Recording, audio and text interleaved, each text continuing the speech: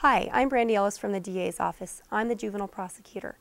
I'm here to talk to you today about the diversion program offered through our office. The diversion program is set up for first-time offenders who've never been in trouble before. A youth who has picked up a case will come in, meet with one of our diversion coordinators, and sign a contract to comply with certain conditions. This is a way for our office to provide services as well as for the juvenile to take responsibility for their actions. The juvenile avoids coming into court and going through the court system, and the juvenile avoids an adjudication. Once an adjudication enters, that is something that will be tracked and on their record until they can get it expunged. Diversion program is not something you're required to do, and you have the opportunity to opt out. However, if that's what you choose to do, your case will then be charged and petitioned into the court system and will then be handled and carried out in that manner with the court. It's a gift from our office. It's something that's been set up to help juveniles and their families to avoid the circumstances that may come with a court adjudication.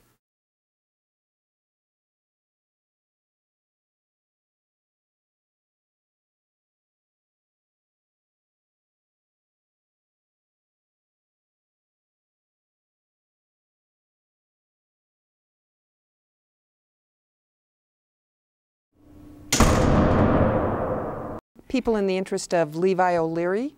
Levi, would you come to the table, please? Is Levi's mother here?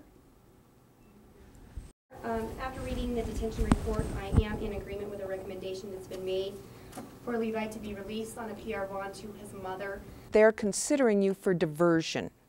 Now, what that means is that if you get on a diversion contract with the district attorney's office, you don't have to come back to court. You don't have to be in detention. You must go to school, every class, every day, maintain good citizenship, and there will be no unexcused absences or tardies. Let me tell you about the two big problems we have with people who are being screened for diversions. Number one, it's your attitude.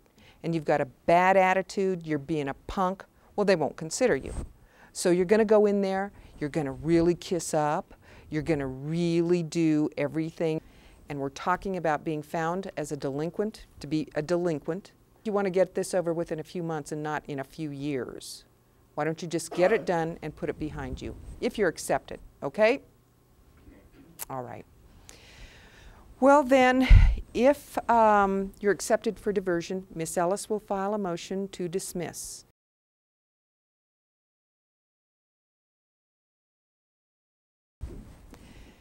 Any other detention hearings today? Ted appears with Miss McGirt today. What did you want to do with this case today? Count 1 states. On or about November 5th, 6th, 7th, 8th, and 9th of 2008, Ted Pitt failed to attend school regularly. You're giving up your right to plead not guilty and to set this matter for a hearing to the court. As far as the sentence goes, it's for open probation.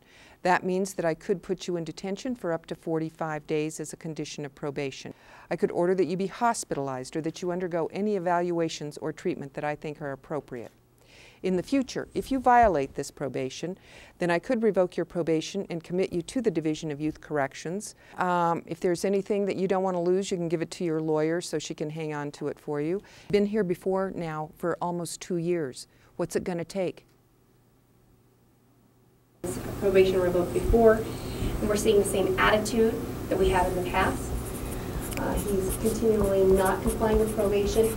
He's not going to school, and he doesn't take this serious. I think it's time for detention, and I think that would be a wake-up call to Ted for him to see what he's going to be facing if he can't get on board with this probation.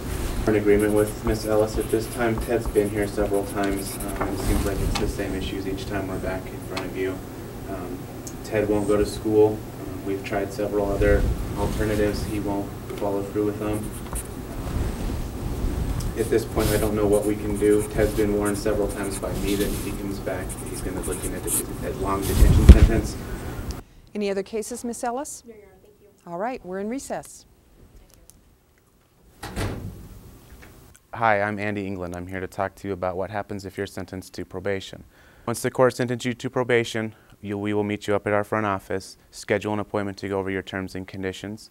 Your terms and conditions include staying out of further legal trouble, attending school, taking drug screens, 2 different types of court fines, which can be either $78 or $163, a time payment fee of $25. The community service also, you have to pay a fee to complete that. We also take the conditions that the court also throws at you seriously as far as community service, making your appointments. You will report to a probation officer every 60 days, every 30 days, every other week, or every week, depending on your level of supervision. So I would encourage you to take advantage of a diversion contract and not be sentenced to probation.